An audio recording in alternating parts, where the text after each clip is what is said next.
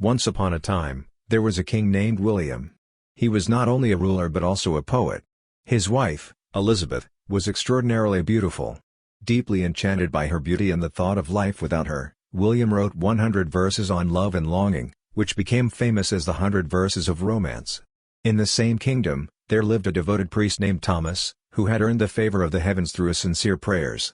One day, an angel appeared before him, offering a magical fruit. "Whoever eats this fruit will remain young and live for many years," the angel said.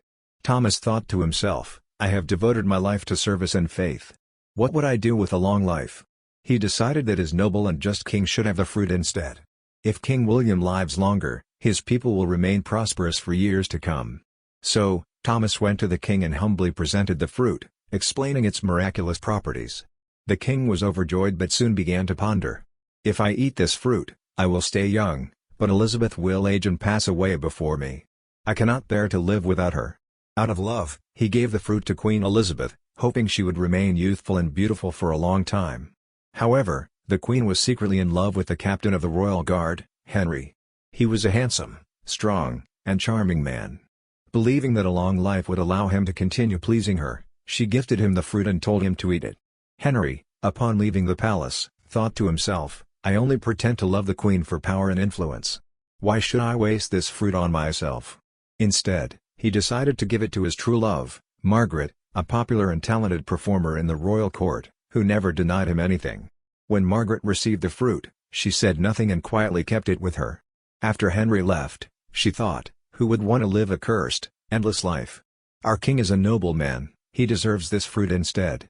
She managed to arrange a private audience with King William and, explaining the fruit's significance, presented it to him, urging him to eat it.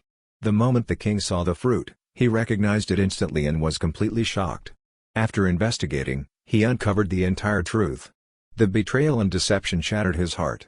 Realizing how fleeting and fragile human relationships were, he abandoned his throne and retreated to the mountains. There, he wrote 100 verses on detachment and the transient nature of the world, which became known as the 100 Verses of Wisdom. This story reveals a deep truth about life. People often love others with expectations, but their love is rarely reciprocated in the same way. The irony is that the one they long for is usually longing for someone else. This is because everything and everyone in this world is incomplete. Only God is truly complete. He is the only one who loves every soul unconditionally, far more than we can ever love him. Yet, we fail to truly love him in return. If you enjoyed this story, consider sharing it with others. For more inspiring, thought-provoking, and uplifting stories, be sure to follow